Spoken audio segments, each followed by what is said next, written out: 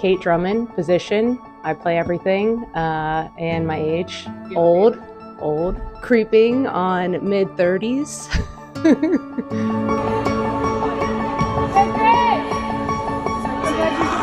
I'm a little bit of a jack of all trades. I have a painting business. I also am a certified diesel mechanic. I coach 2008 boys, and I also am now picking up, I guess, a little bit of media marketing with the Sirens, so wear a lot of hats. So I wake up usually about 6:30, hang out with my cat for a little bit, do a little hydration, a little bit of workout in the morning, and then I typically head straight to work about 8 a.m. till about 5 p.m. Usually I'll go coach my boys from about 6 till 8, and then I'm here almost every night. So sometimes I sleep, yes.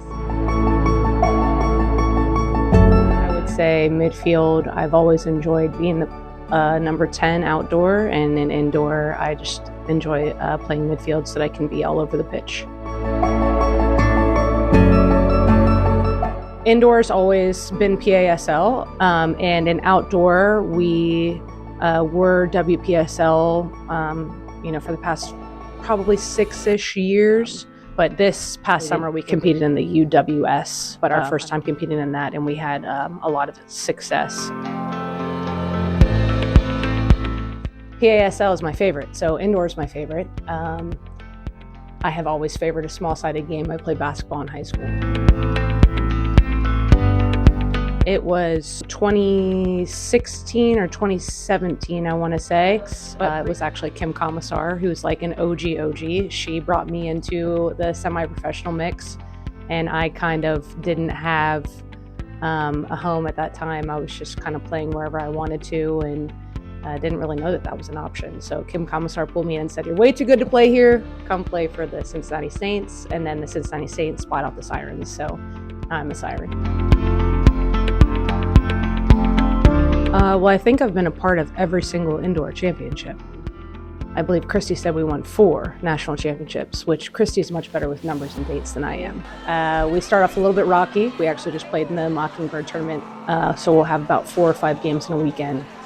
Try to get back in the swing of 6-a-side. And then it's grind for 3 or 4 months. The commitment we have, I think, is probably uncomparable in the league. We have a core of about 7 or 8 girls that are always here, constantly grinding. So, after 10 years, it adds up. And each year it gets better and better. We get a couple newbies that come in and we try to figure out the chemistry, and this Mockingbird tournament is a great time for us to zero in on the issues, and then from there on we figure out exactly what we need to work on, and we crunch. I mean, you got to talk about the baby Rhodases. They've been around the game for a really long time. We had Ellie Mink join us this year, who I'm also really excited to see how she fits in. She played with me outdoor this past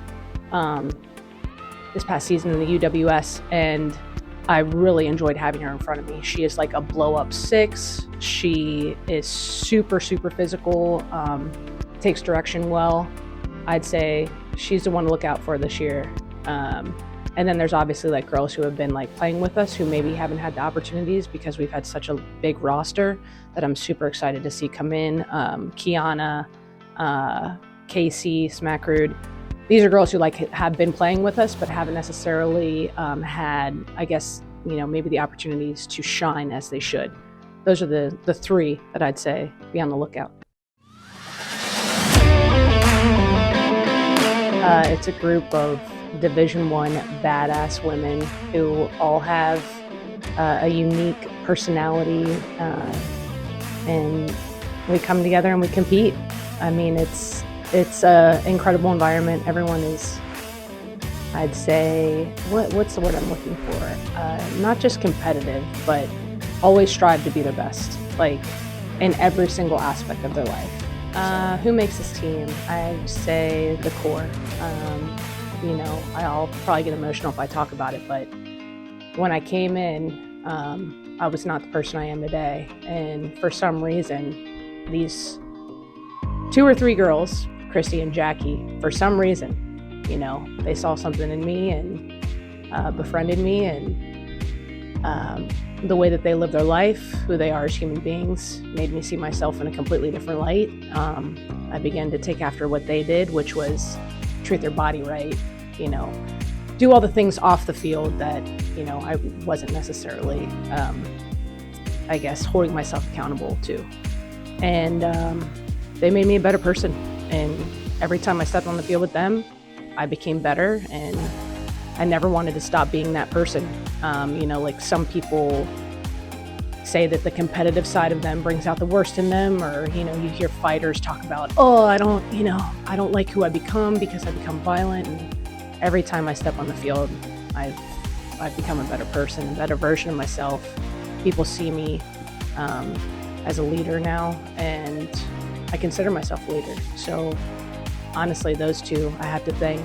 And then, we of course have had great coaching and ownership. John Boat might be the best person I've ever met in my life.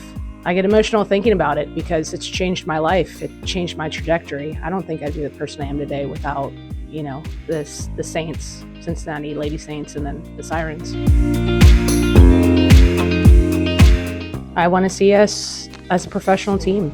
I'd love to see something next to FC Cincinnati. And I think that the people who I have come up with are top-notch human beings. So I wouldn't want anything but that to happen and continue to happen. When it comes to acknowledgement, I just think that that's what's missing. We need to be known. Unfortunately, there's a stigma that comes along with being a female athlete, and with all Division I players at this point, and the quality of play, our style, what we bring to the table, what we do off the field, I would love to see us elevated.